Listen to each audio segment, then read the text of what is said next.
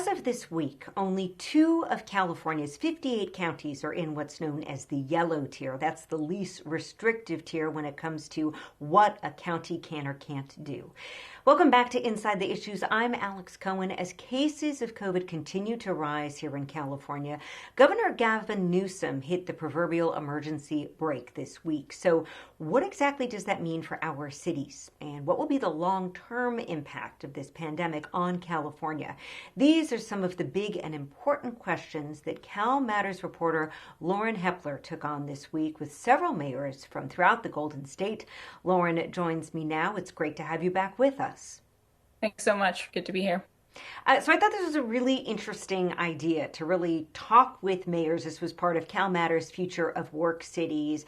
Can you tell us briefly who you had with you and why you decided to kind of put this spotlight on these local leaders? Yeah, so we really wanted to do a check-in with mayors across the state, big cities, smaller cities, coastal, inland. So the mix we had was Oakland Mayor Libby Schaaf, Long Beach Mayor Robert Garcia, Fresno Mayor-elect Jerry Dyer, and Riverside Mayor Rusty Bailey. And it was really interesting to hear kind of how these different areas are seeing things play out, like you mentioned, with now most of the state going back into more restrictive COVID-19 shutdowns, and kind of what this might mean longer term as well. And it was really interesting because of the timing of this. I believe it was the Oakland Mayor Libby Schaaf who, in the middle of your live Zoom conversation, gets the text, "Hey, Oakland, you're moving back into the more restrictive tier." It kind of showed to me how much these mayors, right, they have a certain amount of control over their local jurisdictions, but they're still in many ways like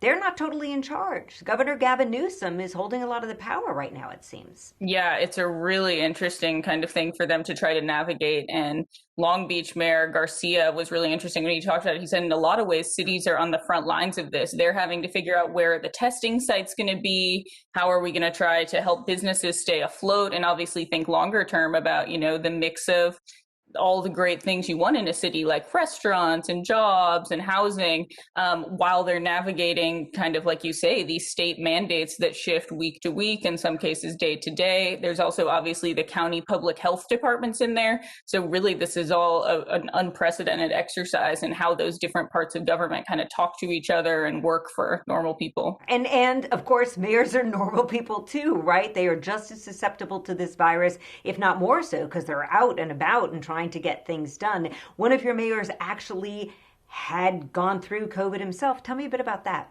Yeah, so Mayor-elect Dyer in Fresno, he's the former police chief and was just elected mayor. He said it's been a roller coaster in terms of the symptoms. And obviously, like we're hearing from a lot of people that have been impacted by the virus, one day you start to feel better and then it hits you really hard again. But he said it does give him kind of a level of empathy and thinking about how the city is going to weather this once he gets into power. I asked him how it's going to shape his priorities, and he said it definitely kind of gives him a different level of insight, obviously, into the types of things that might be necessary to deal with such an unruly kind of public health crisis.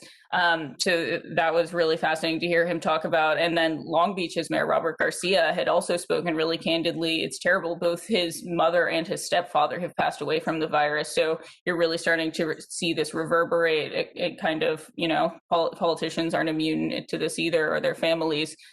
So it's sad, but I think, like we say, it does kind of give them a different approach when they think about handling the virus for their entire city. And as we mentioned, one of the things that you and the mayors discussed is kind of what the long-term impact of coronavirus will really be. And there's a lot that we don't know yet. But we do know that there are soaring rates of unemployment, that a lot of people are realizing that they can, in fact, do their work from many different places. So there's been a migration out of some of our bigger cities. And that was one of the things that Oakland Mayor Libby Schaaf addressed in your chat. Let's take a look. I believe that cities are still going to be where people want to be. The homelessness crisis is absolutely something that it was at a crisis level before COVID. And I think all of us are holding our breath that when this eviction moratorium is over, we could have homelessness Armageddon.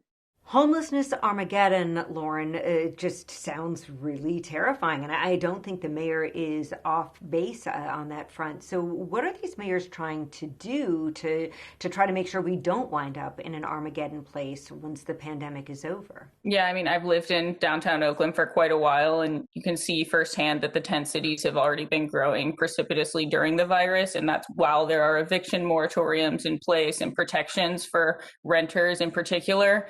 So now the problem for mayors like Libby Schaaf, also an issue obviously in Los Angeles, San Francisco, outlying areas all around the state, is how do you try to head off this really exploding in the coming year? Most eviction moratoriums are set to expire in February right now.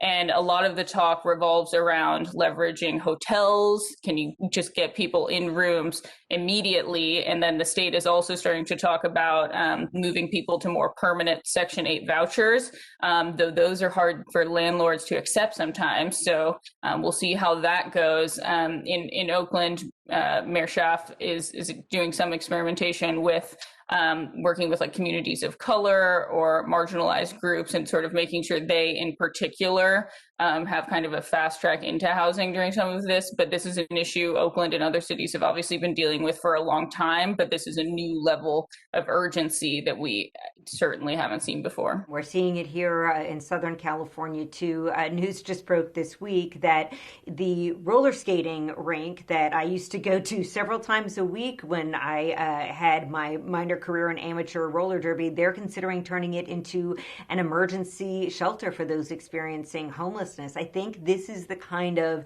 out of the box thinking that we never would have seen had it not been for the coronavirus pandemic. And I know that that's something that you all touched on as well. I mean, granted, I think if any of us given the choice would have much preferred a 2020 without COVID-19. But some of your mayors talked about, look, there have been positives to this as well. What were some of the kind of silver linings that you heard about when you talked with them? Yeah, one perspective that was really interesting was out in Riverside, which obviously it's sort of, in the LA universe, lots of people have done that commute for a long time because it's slightly more affordable there. But one thing outgoing Mayor Rusty Bailey was talking about was, this is kind of an opportunity that we've never had before to stop kind of the brain drain that they tend to see from the universities there, where as soon as kids graduate, they move off to San Diego, to Orange County, to LA. And now it's really kind of given them a different way to make the case. You can stay here and make a life in a place that's more affordable. It's still a mid-sized city with a lot of similar amenities.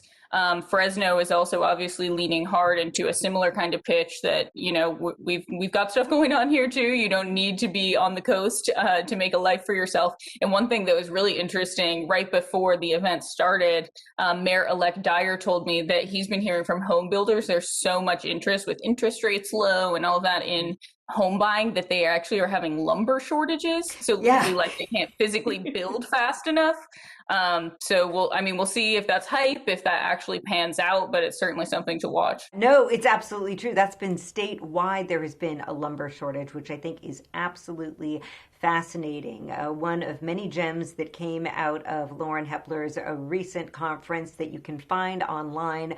We will tweet it out. We are at Issues on One. And don't forget, viewers, you can always catch great conversations with fabulous journalists like Lauren Hepler every Wednesday on this show. Lauren Hepler, thank you so much for taking the time out to speak with us. Great work on this conference.